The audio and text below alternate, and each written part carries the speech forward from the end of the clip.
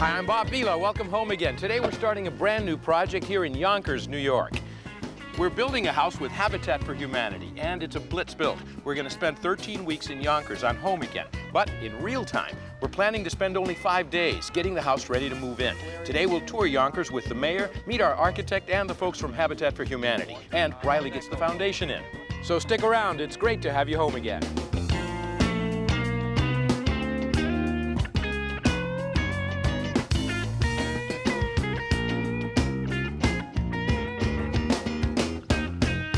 Sears presents Bob Vila's Home Again. We're looking at the Hudson River, which flows from the Adirondack Mountains all the way into Manhattan. During the last century, this was an important part of the Industrial Revolution. So much traffic of goods and people flowed up and down from the big city to Yonkers. That's when this beautiful pier was built. Now, interestingly enough, Yonkers gets its name from a Dutchman, Adrian van der Donck, who bought all this land from the Indians in 1646. In Dutch, an aristocrat is known as a Yonker, so this was called Yonkers land. In the 1640s, he also built a sawmill here, the first of many mills and industry that was to flourish along the banks of the Hudson River.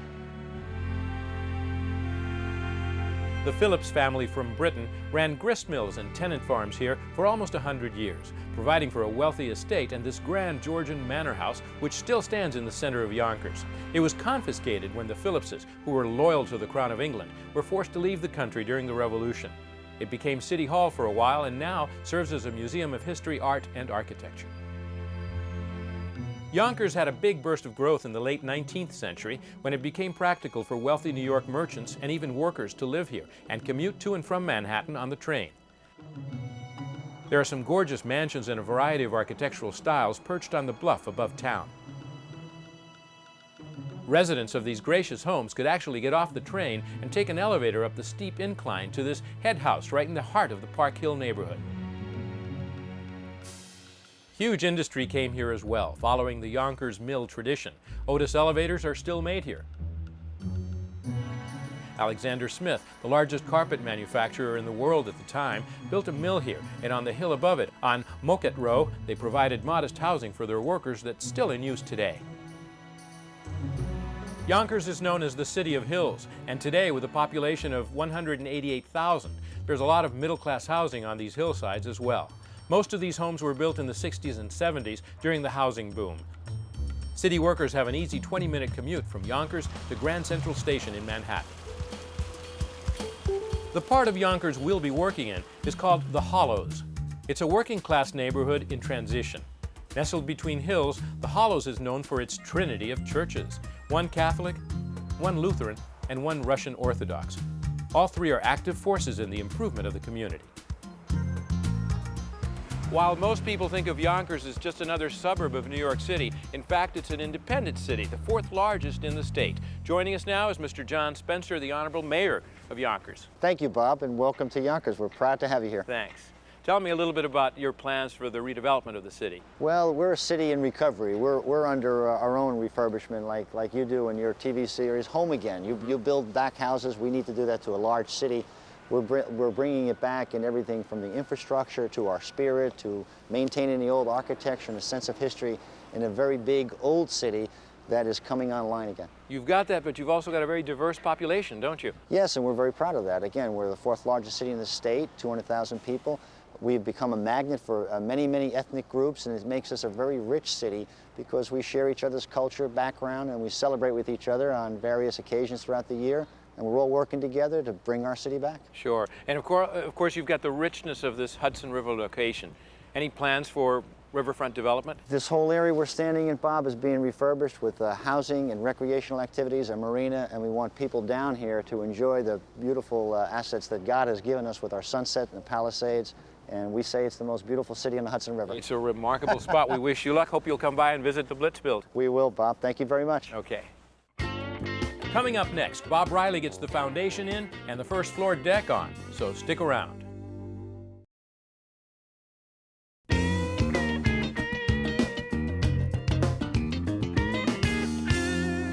So we have Jim Whiteside here with us, and you're with Habitat for Humanity out of Westchester. Right. Yes, I'm the construction manager. In charge of most of everything going on here. And I see you've already got the foundation in. Yeah. How did that go for you? It went very well.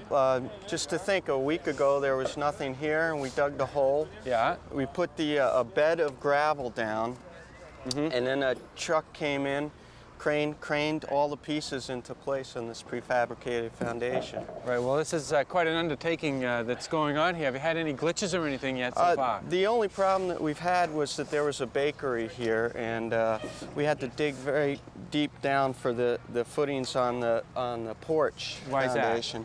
Because normally you go down around 42 inches, that's a minimum requirement. To get below the frost? Correct, but here we had to go down 9 feet because we have to go to undisturbed soil, and we wanted to make sure that we would, so that it wouldn't sink at all. Okay, well we were here last week and saw some filming of this foundation coming in, so take a look. Our precast foundation was delivered to the job site on a flatbed truck. We're using a superior wall system for the foundation at our Yonkers blitz build. The panels are lifted one at a time by a crane and carefully and precisely maneuvered into place by the installation crew. The superior wall system really makes the job easy and fast. The installation begins with a corner panel. The foundation rests on a bed of compacted crushed stone. The panels are built with steel reinforced concrete studs using a waterproof concrete mix of 5,000 psi. The concrete for the panels is poured under factory-controlled optimal conditions, which ensures a strong foundation that resists cracks and leaks. After a panel is braced, a bead of polyurethane sealant is applied before the positioning of the adjoining panel. Another panel is lowered into position. And the two sections are bolted together with steel hardware at the top and bottom. And the corners are checked for square. The process is repeated as the rest of the panels are lowered into place and bolted together. The beauty of this system is that because the panels are precast, the foundation can be installed pretty much year-round in most weather conditions. The panels are pre-insulated with 1 inch of rigid insulation. The inside edges of the wall studs come with a factory-installed pressure-treated wood nailer. The studs also come precast with holes for wiring. This makes it a breeze to finish a basement into a comfortable living space.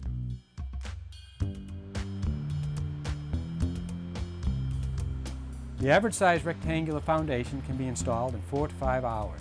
After all the panels are bolted in place, the crew begins pouring the concrete for the basement floor. This crew works pretty fast, and the basement floor will be done in no time. So as soon as we finish pouring the basement floor, we can get to work on the first floor joists and subfloor and backfill the foundation. With this superior wall system, the whole foundation is installed in a day, and on our schedule, that's pretty good.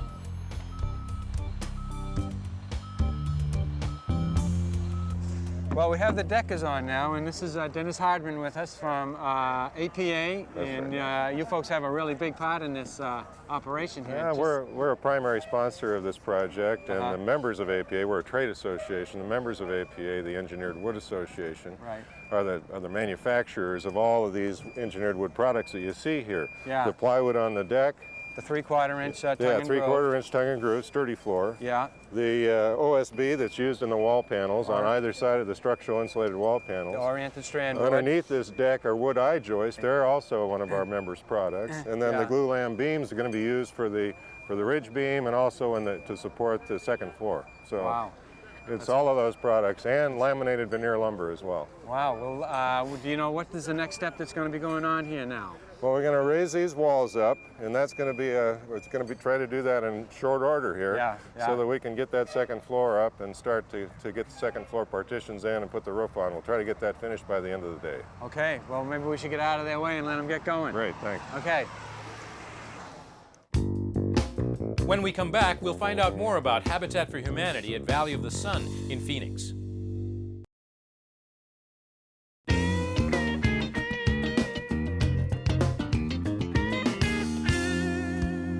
Our little project in Yonkers may seem like a major event, but since 1976, Habitat for Humanity has been building simple homes like this throughout the U.S. and 60 other countries worldwide.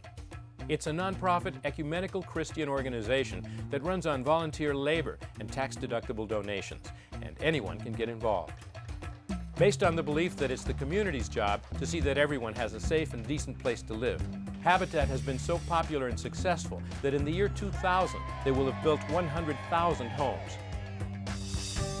Here in rapidly growing Phoenix, Arizona, there's a need for affordable housing on a large scale.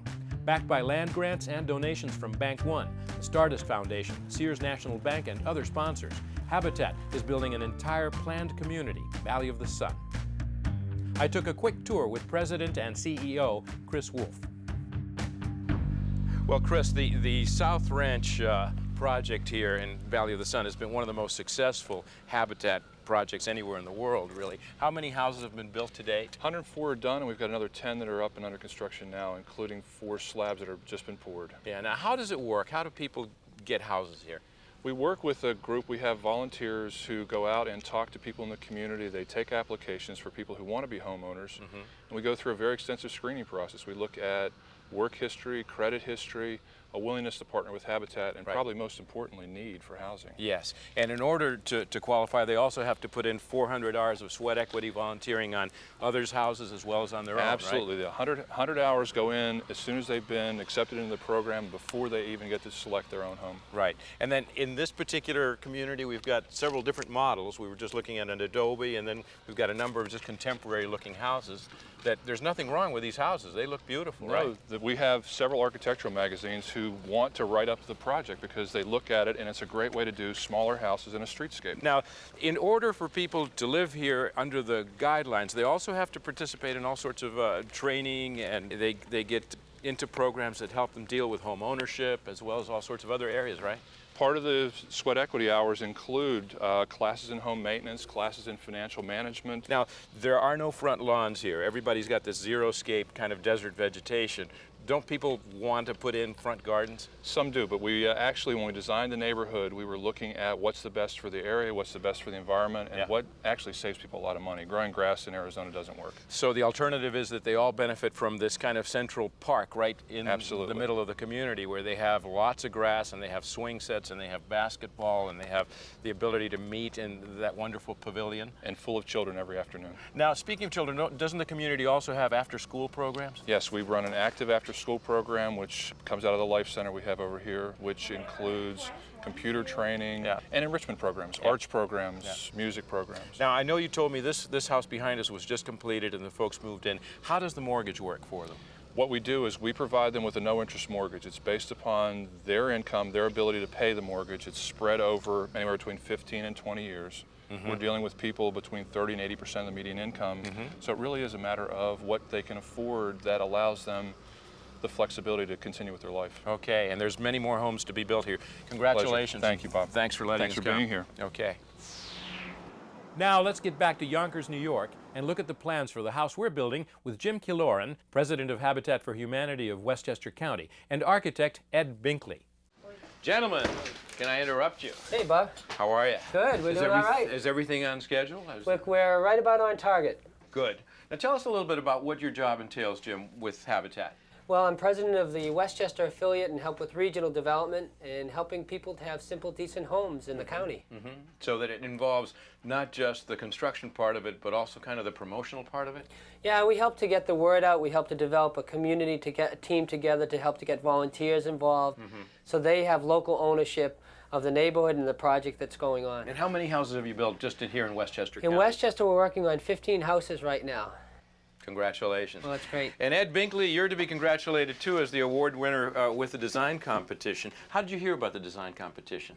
Well, I read about the call to entry through Residential Architect magazine. It's a Handley Woods publication, and very good magazine dealing with primarily residential architecture. Right. This was a good collaboration between the magazine folks, the APA, Engineered Wood Association, and of course the SIPS manufacturers. Premier Building. Premier. There's a lot of people that got involved in this, and I was fortunate enough to be one of the judges. So I know what the house plan is all about. But tell us what the challenge was. The challenge was We were giving a 25 by 100 or so foot lot.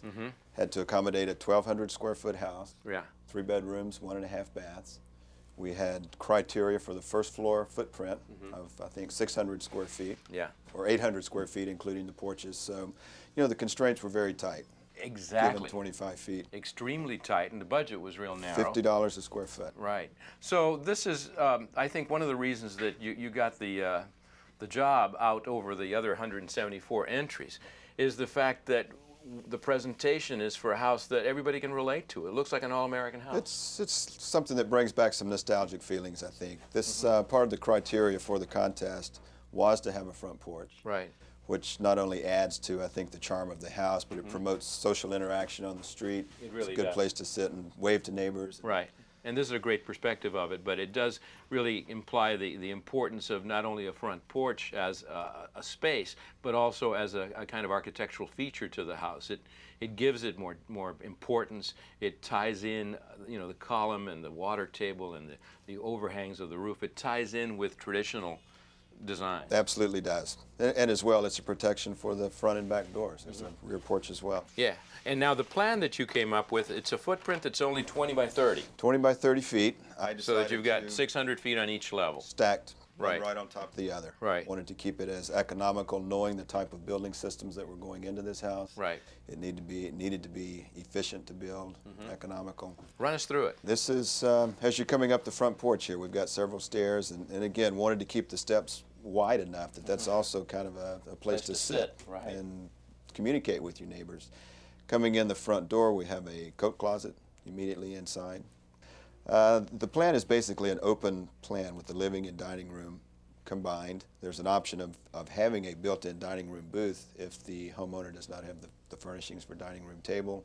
Wanted to at least show how that could be done. But you've allowed for built-ins like this angled or kind of built-in entertainment center. Right. And again, that's focusing more on the living area, that this would be primarily used for the living. And again, not wanting to take up excess space with furnishings, trying to get things built in as much as possible. And also keeping in mind that these are likely to be folks who might not have much furniture. Exactly. Yeah. Exactly. And we have a full-size kitchen. It's a U-shaped, very efficient, with refrigerator, stove, sink, dishwasher.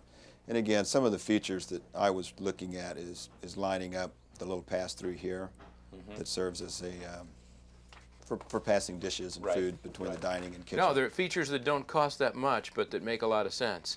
And then, of course, including a half bathroom downstairs makes a lot of sense.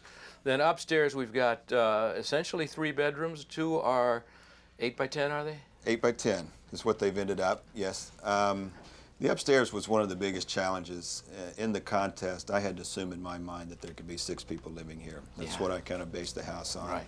So it included options again for built-in bunk beds in each of the secondary bedrooms. Got a master bedroom here. And one of the things, you know, given the size bedroom we have, I feel like there needed to be some space outside of these bedrooms to flow out into.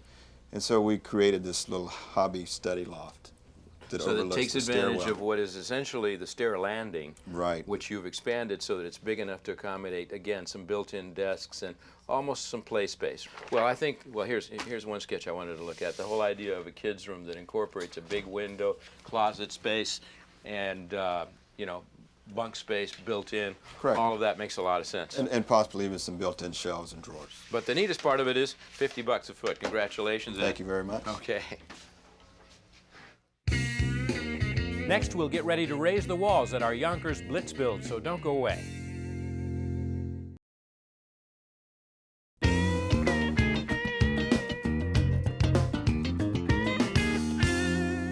That wraps things up for today. Come home again next time. We'll be very busy assembling the SIPS panel so that the outside walls and roof system of the house come together. And over here, the plumber is going to be showing me an innovative way to recapture some of the BTUs in our wastewater.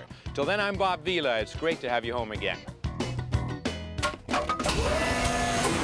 For lots of information and resources for your home improvement project, check out my website at bobvila.com.